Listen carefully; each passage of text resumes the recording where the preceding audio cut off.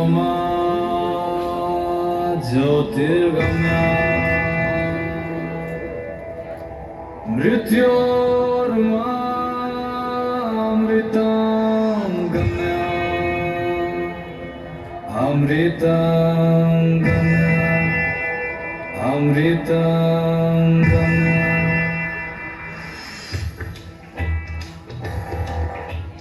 राम नाम सत्य है जीवन सत्य राम नाम सत्य है जीवन सत्य राम नाम सत्य है जीवन सत्य राम नाम सत्य है जीवन सत्य राम सत्य है जीवन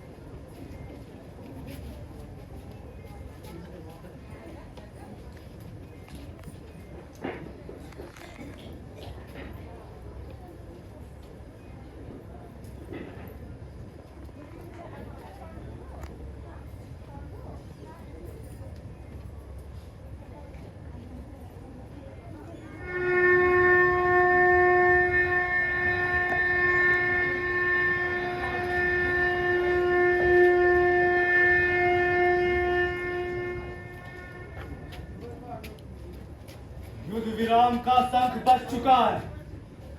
इसका अर्थ है सूर्यास्त हो चला।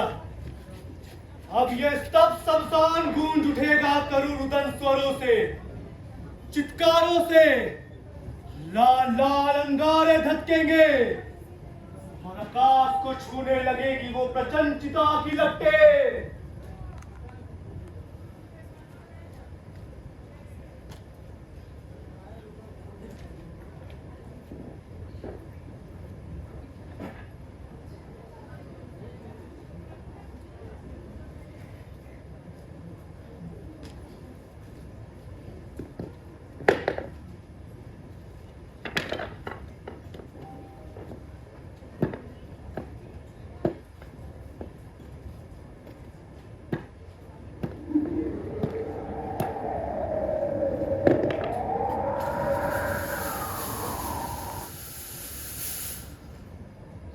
दिन भर हवाओं में राख के बवंडर उठते हैं, मुंह में हड्डियां दबाए कुछ कुत्ते दौड़ते रहते हैं यूं ही सन्नाटों में। आज इस महायुद्ध को ना जाने कितने दिन हो गए। बड़े बड़े महारथी योद्धा राख हो गए। कौरवों और पांडवों की सत्ता की अभिलाषा हस्तिनापुर को कहीं राख न कर दे। पांडवों की सैया पर लेटे पितामह भीष्म भी शायद यही जानने के बाद प्राण त्यागेंगे।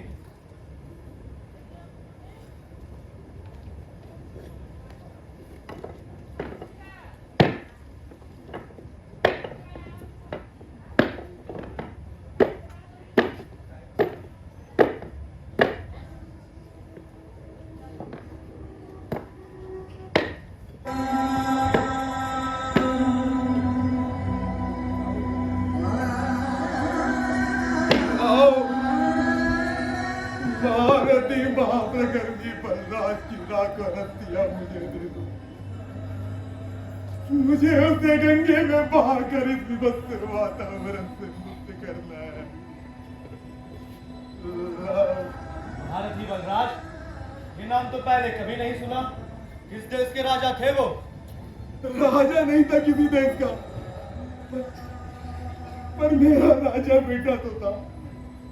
पांडव के सेना में एक छोटा सा घुड़सवार था। लड़ते लड़ते आ पहुंचा महारथी कर्ण के सामने। एक छोटा सा घुड़सवार था तो क्या, था तो कर्ण उसका भी शत्रु। किए खूब प्रहार उसने महारथी कर्ण के सामने, और लड़ते लड़ते मेरा पुत्र वीर गति को प्राप्त हो गया। क्या क्या वीर गति से बड़े योद्धाओं को मिलती है, एक साधारण सैनिक को नहीं? नहीं वो जानता हूं इतिहास में मेरा पुत्र का नाम नहीं लिखा जाएगा और न ही दिया जाएगा कोई उसे वीरता पुरस्कार। पर जब तक उसका बूढ़ा बाप जीवित है कहता रहेगा महारथी बलराज अमर रहे, महारथी बलराज अमर रहे।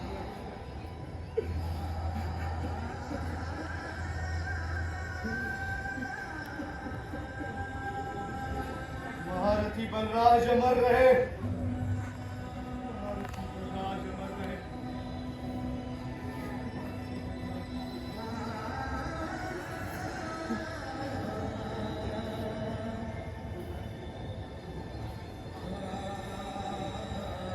पुत्र पुत्र पुत्र महारथी बलराज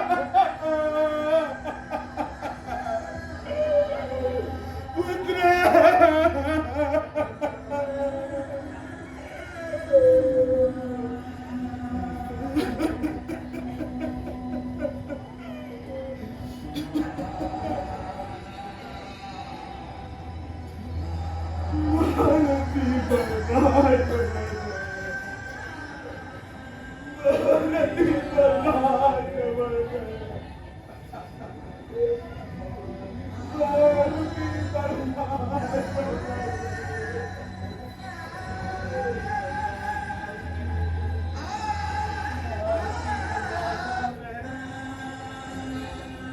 है विधाता, ये कैसा प्रारंभ लिखा है तूने?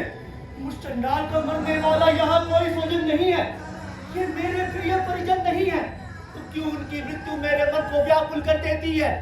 क्यों उनके परिजनों का शोक मुझे वेदना में भर देता है? मैं एक चंडाल हूँ, मरे हुए सबों को जलाना मेरा काम है। उस सबके रात बदलने वाले चंडाल का अस्तित्व ही क्या होता है भला? तुमने एक चंडाल को जन्म तो दे दिया, लेकिन चंडालों वाला हृदय भी तो दे देता, चंडालों वाला हृदय भी तो दे देता।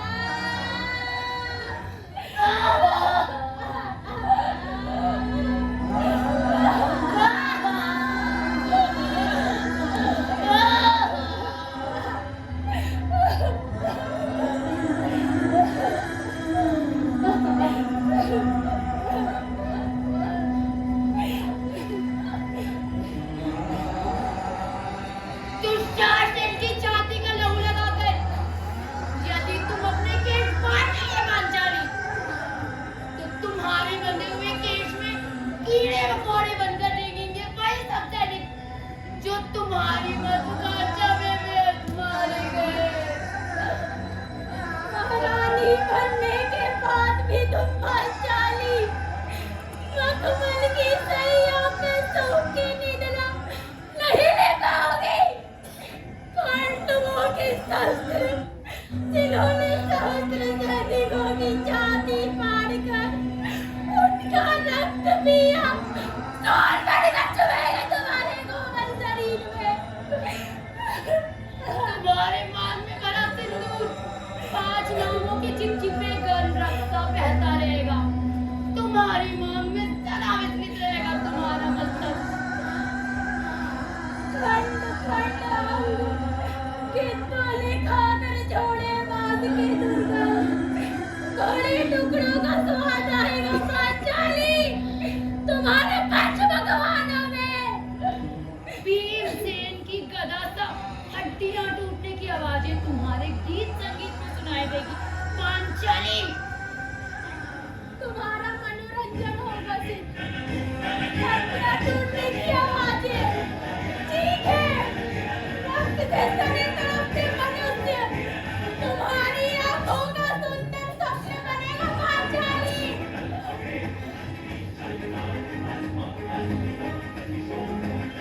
बादल नहीं होंगे अभी पूरी आकाश में। होगी सिर्फ काली रेत छाए, रंगी रेत छाए। रात बरसाने पे लपटी बूंदे, काली रेत छाए।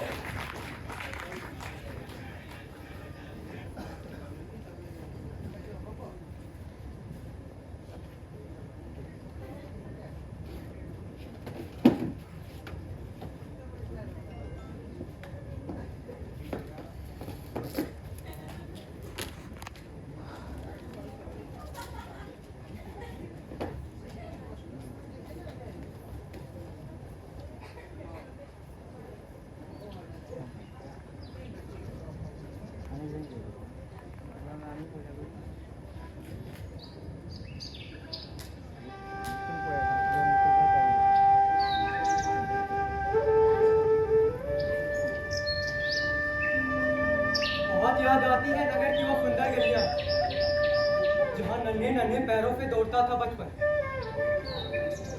फागुन का उगता रंग गुलाल था, मतवाले मचल जाया करते थे पनघट के राहों।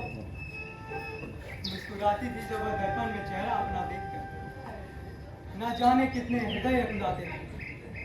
बहुत याद आती है नगर की वो सुंदर, बहुत याद आती है।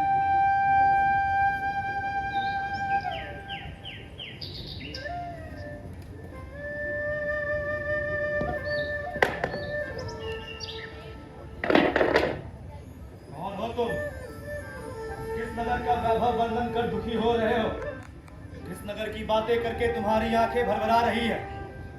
कहां से आए हो? कहां जाना है तुम्हें? मैं हूँ मूलदेव। लोग मुझे कभी मूलदेव कहते हैं। वो हस्तिनापुर के राजकवि मूलदेव?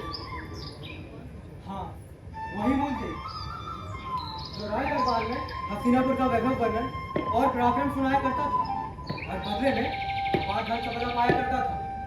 तो आज इस शमशान में कहां से चले आए कविवर? यहाँ आपको कविताएं रचने के लिए कुछ नहीं मिलेंगी।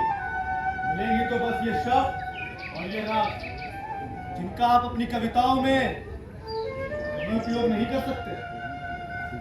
जो खास करते हो तुम मेरा, मेरी कविता तो उसी दिन घायल हो गई थी जिस दिन कुरुक्षेत्र सहस्त्र साहों से लगा था। जानते हो चांडाल, मैं अभी भी जिस हस्तिनापुर का वर्णन कर रहा था वह हस्तिनापुर और तुम्हारे शमशान से भी कहीं ज्यादा भयावह है। क्या कहते हो कविवर? इस शमशान से भी ज्यादा भयावह है। इस शमशान में रोज रात को कुत्ते रोते हैं, प्रेत विभत्स सदृहास करते हैं, छाती पीट पीट कर औरतें विलाप करती है। हर लाखों सबों के चलने के बाद पूरा मरुस्थल गर्म सा हो जाता है ये महाशमशान।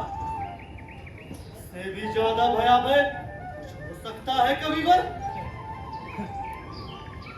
भयावहता हमेशा चीख कोलाहल या रुदन में नहीं होती। इससे भी ज्यादा भयावह होता है सन्नाटा, चारों ओर फैला गहरा सन्नाटा। मैं अभी भी जिस हस्तिनापुर का वर्णन कर रहा था, उसकी हर गलियां मौन और मातम में घिरी हुई है। एक ऐसा मौन मातम जो बिना शब्दों, बिना रुदन एक टक एक दरवाजे को निहारते रहती है। दरवाजे से ना कोई बाहर आता है, ना कोई अंदर जाता है। शाम को बूढ़े बरगद के नीचे बैठे लोग भाई आफंका एवं कुसक्का की चादर ओढ़े भारी गर्मी में भी कांपते हैं। जब भी कुरुक्षेत्र से कोई समाचार आता है तो आंखें बंद कर, मुठ्ठियां भींचकर, सांसें रोक कर वे समाचार को सुनते हैं और ना जाने फिर उन्हीं गलियों में कहीं अदृश्य हो जाते हैं। ना कोई शब्द, ना कोई संतावना। ये तो हृदय को चीर देने वाला वातावरण है कविवर। गुमसुम बच्चे भी भूख लगने पर अपनी माँ को परेशान नहीं करते। बस वो आँख खोले, अपने बिस्तर पे लेटे लेटे सोए रहने का अभिनय करते हैं।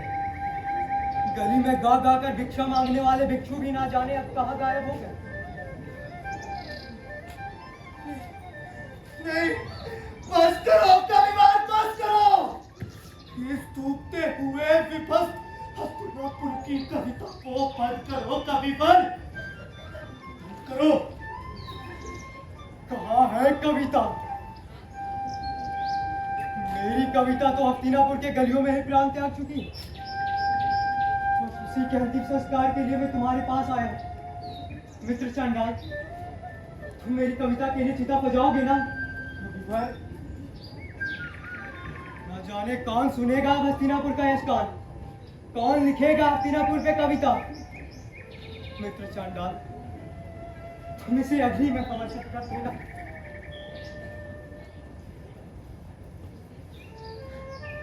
अब मैं चलता हूँ।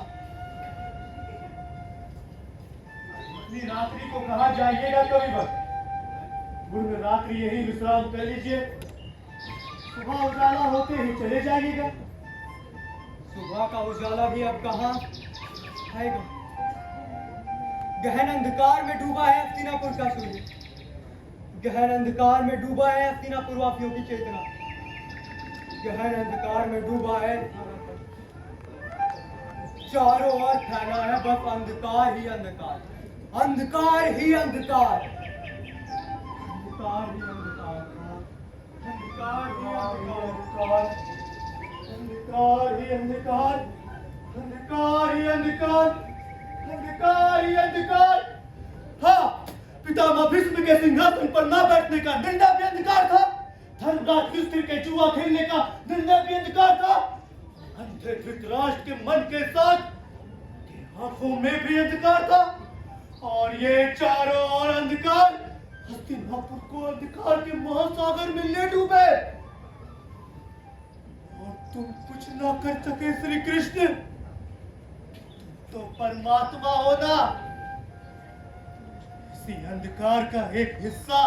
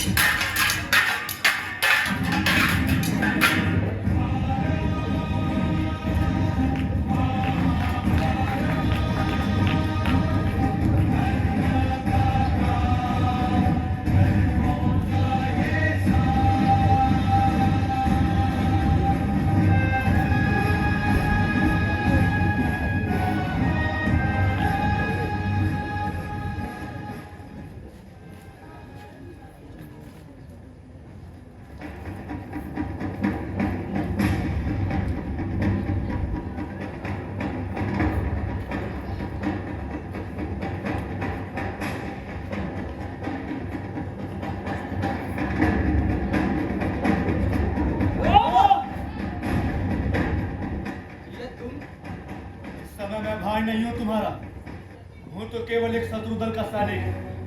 शत्रु दल के सैनिक का संहार करना ही धर्म है मेरा।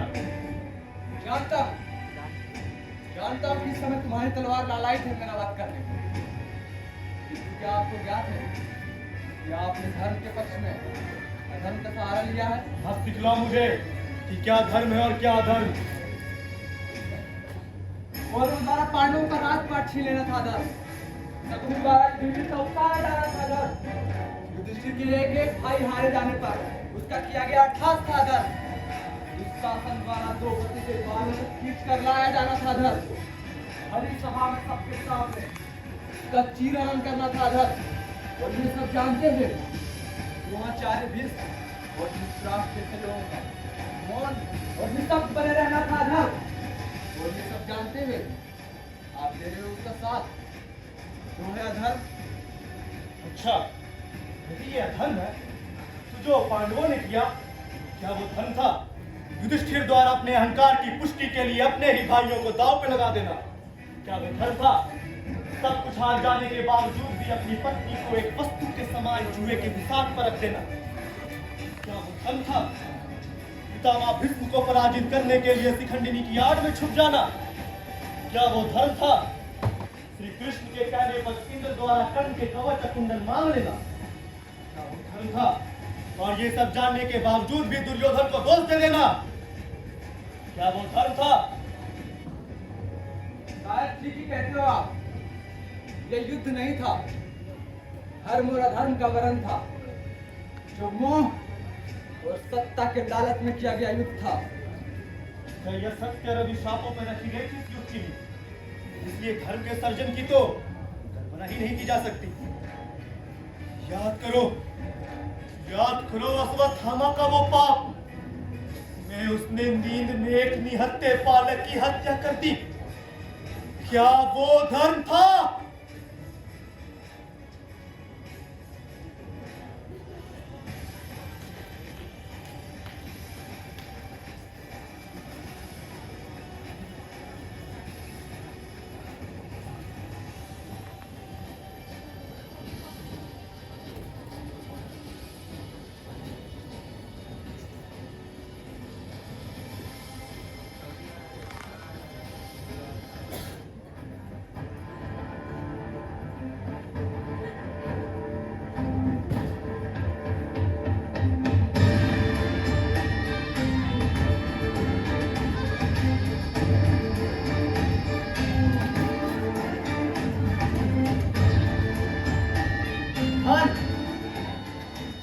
सिखलाओ मुझे धर्म।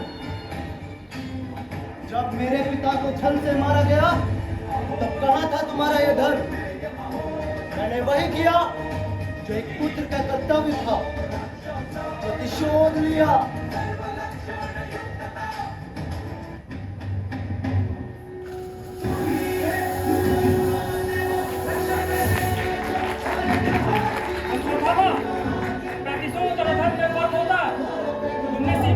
तुमने एक निर्दोष बालक का वध किया है, इसलिए मैं तुम्हें श्राप देता हूँ कि तुम युगों युगों तक जीवित रहोगे, लेकिन हर क्षण अपने इस पाप की अग्नि में जलते रहोगे। न मृत्यु तुम्हें अपनाएगी, न जीवन तुम्हें शांति देगी। नहीं, नहीं, मुझे मृत्यु दो माधव। ये कैसा न्याय है?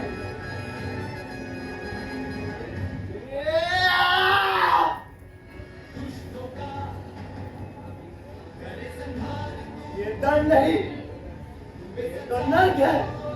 और तुम इसी नर्क के योग्य हो।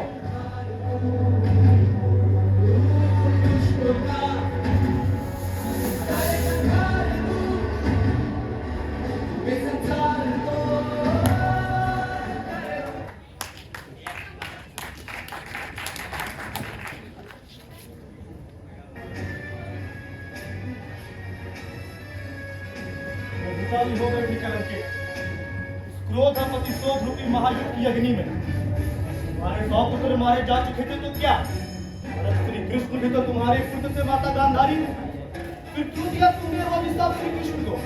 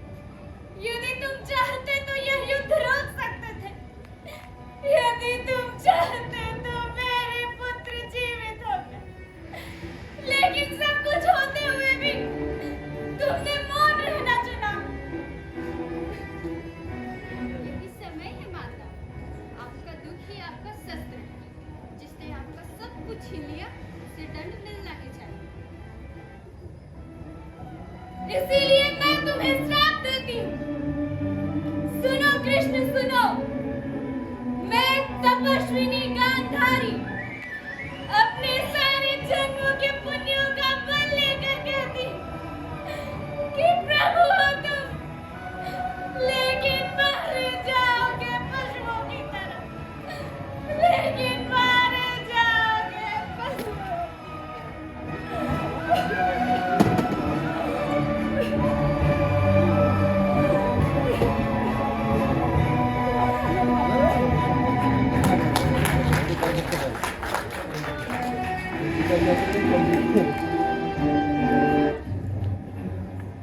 तो फिर कैसे रोका जाए मानवता को शर्मसार होने से? इसके पक्ष में किया जाए अपनी सभी धर्म का पालन। हम केवल एक सैनिक हैं, एक साधारण सैनिक, और सैनिक का धर्म होता है अंतिम श्वास तक लड़ना। ये जानते हुए भी दोनों पक्षों में सत्य और धर्म कहीं नहीं है। सैनिक शतरंज पे रखा एक मोहरा हो, एक अच्छा सा हो। धर्म अधर्म, पक्ष विपक्ष, सत्य असत्य, इस सब पे विचार करने का अधिकार से नहीं होता। होता तो है वो केवल एक वस्तु की तरह इस्तेमाल किए जाने की। तो क्या उठाऊंगा अपना शस्त्र अपने ही भाई पर और करूंगा प्रहार उस छाती पर जिस छाती से लिपट कर मैंने कभी हंसना और रोना सीखा। करना पड़ेगा प्रहार तुम्हें, यही सैनिक धर्म है तुम्हारा। कौन हारा कौन जीता ये कौरवों और पांडवों का पांडव तो सबको याद रहेगा, किंतु क्या इस युद्ध में मारे गए हम साधारण सैनिकों के बलिदान को भी कोई याद रखेगा? नहीं, हम सैनिकों का नाम इतिहास में कहीं नहीं होगा, ना ही दिया जाएगा हमें कोई वीरता पुरस्कार, क्योंकि इतिहास तो सिर्फ कौरव और पांडव के इस महायुद्ध को अग्नि को जानेगा, ना ही हम जैसे साधारण सैनिकों के बलिदान को।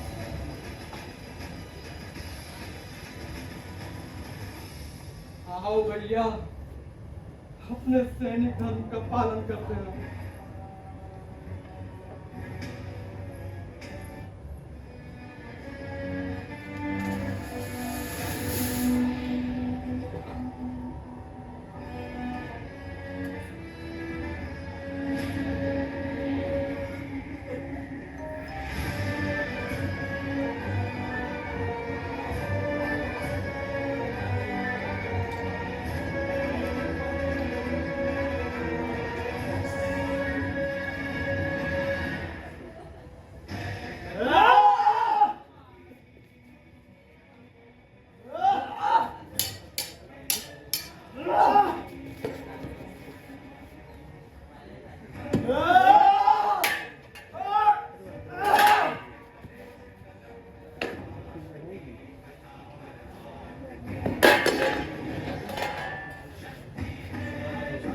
सुनो दुर्योधन सुनो, ये एक सैनिक का विश्वास है तुम्हें कि भविष्य में तुम्हें कभी असली नाम से नहीं दोहराया जाएगा।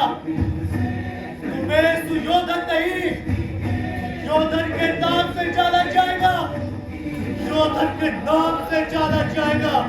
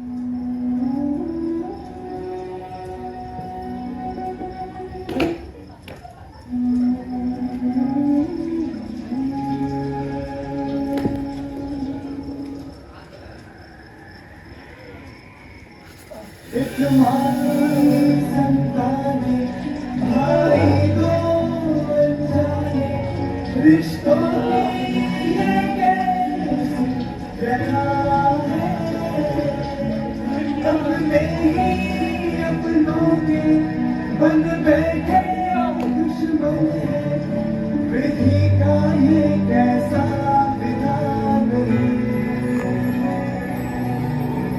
एक माँ की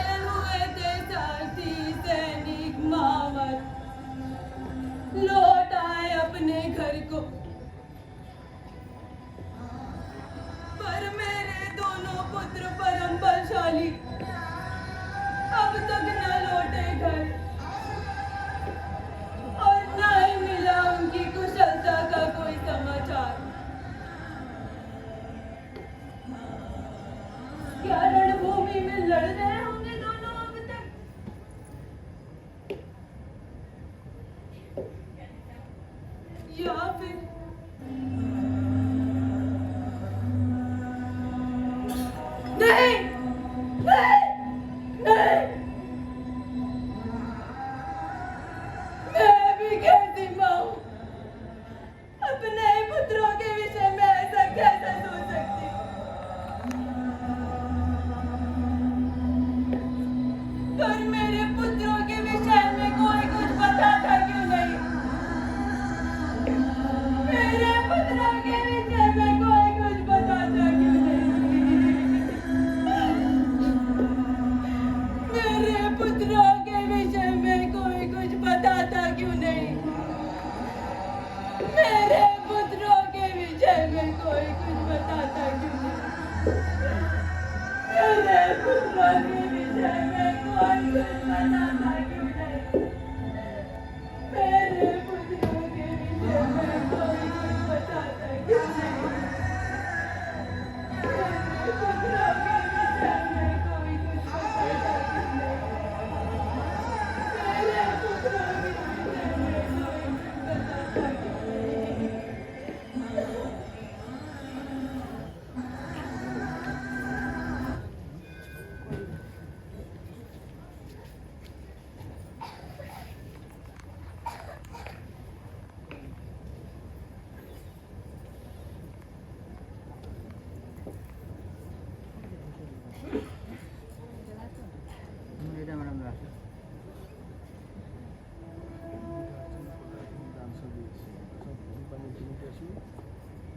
मैंने जब उन्हें उठाया वो दोनों भाई सब नहीं थे, वो दोनों जिंदा थे।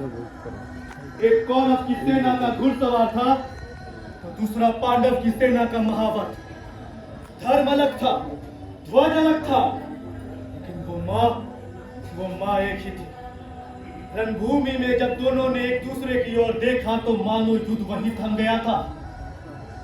जब दोनों घायल हुए और घिसट कर एक दूसरे की ओर बढ़ रहे थे तो दोनों ने बस एक ही बात बोली कि हम दोनों की माँ एक है। हमारी अस्थियां उन्हें देकर हमारे आखिरी प्रणाम कहना। तब मुझे समझ में आया, रणभूमि में पड़ा हर एक व्यक्ति ना वो कोई बड़ा राजा होता है, ना ही वो कोई साधारण सैनिक होता है। होता तो है बस एक योद्धा, एक योद्धा।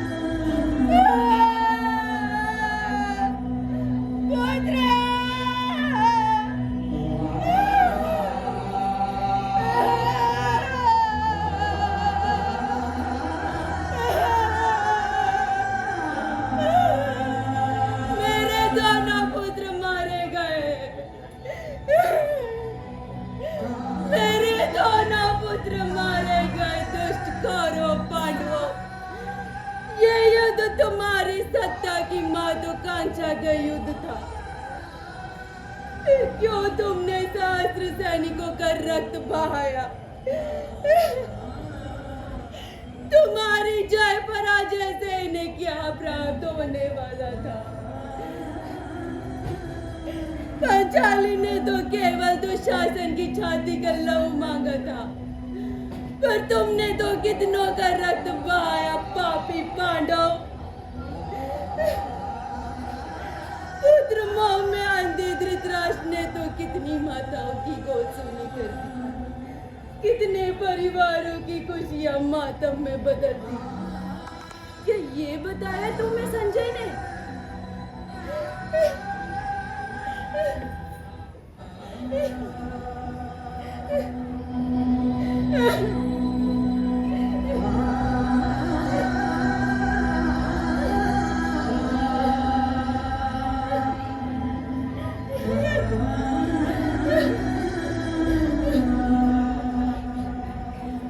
सौ पुत्रों की माता गांधारी सुनो, मेरे दोनों पुत्र मारे गए जिस तरह, उस तरह तुम्हारे सारे पुत्र भी पशुवत मारे जाएंगे।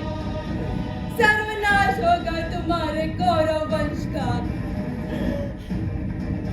और पांचाली सुनो, तुम्हारे सारे पुत्र को भी रात को कोई अवैध पशु आकर काल का दास बनाएगा। फिर तुम विलाप करना और मैं अपने अंधेरे द्वार पर दीप जलाऊंगी और अग्रहास करूंगी, भयंकर अग्रहास करूंगी, भयंकर अग्रहास करूंगी।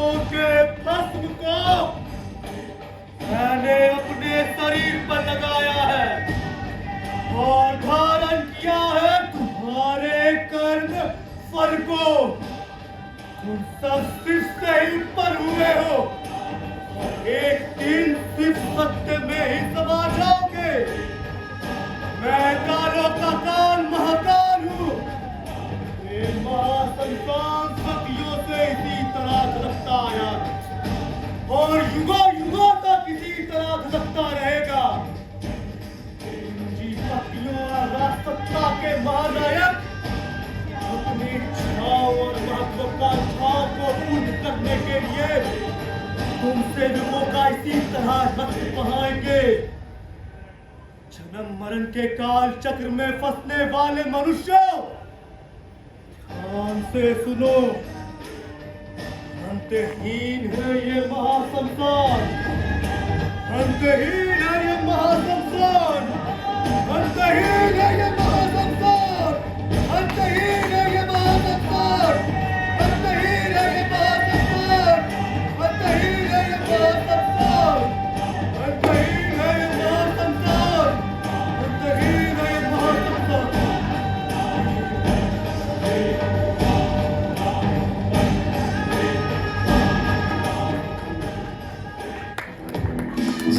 है,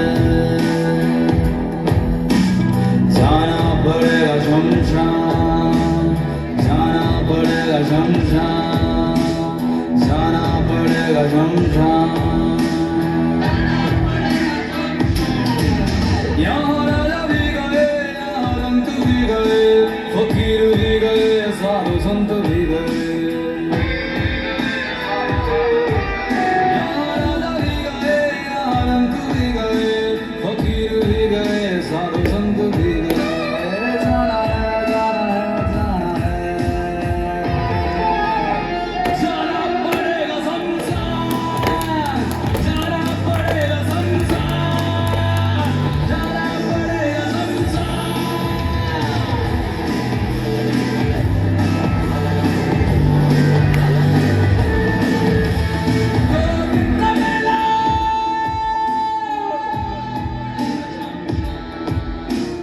दो दिन का मेला, अभी अकेला, दो दिन का मेला, अभी अकेला, और जाएगा अकेला।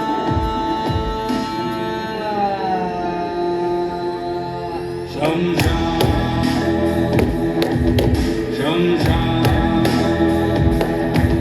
शमशान। जाना पड़ेगा शमशान, जाना पड़ेगा शमशान, जाना पड़ेगा शमशान, जाना पड़ेगा शमशान।